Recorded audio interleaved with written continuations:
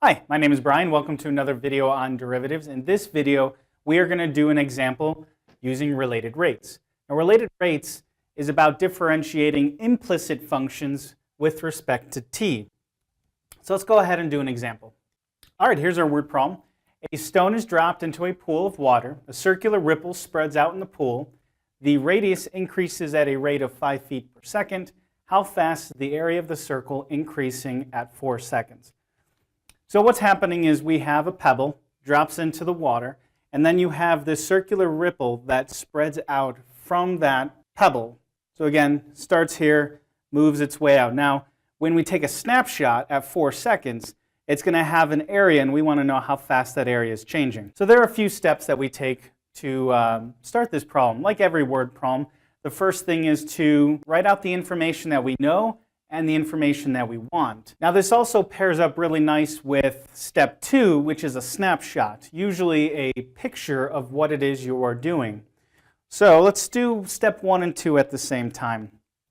We're going to have our circle. Again, we have the little pebble landed right there.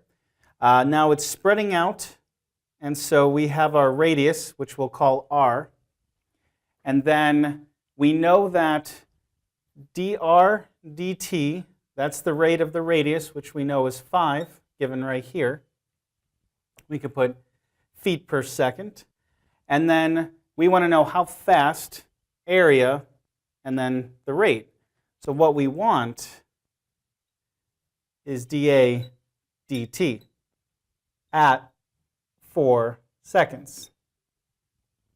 Now, step 3 is to find a relationship between all the variables that you have. In our case, we only have 2 variables, a and r, so area and radius. So the formula that we're going to use is just the area of a circle. So a equals pi r squared.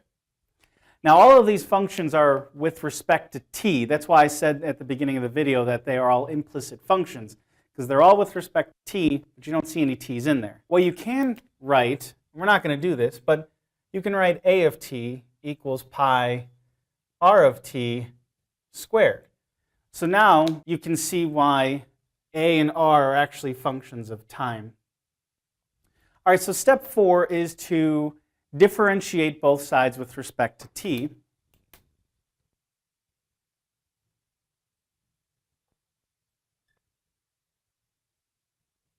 All right, so we'll have d dt of the a function and then d dt of the pi r squared. So that's a pi r squared.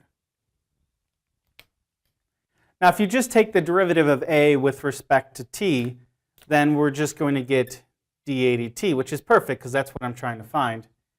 On this side, when you take the derivative of pi r squared, you're going to get pi, and then r squared becomes 2r, right? Because that's just the power rule.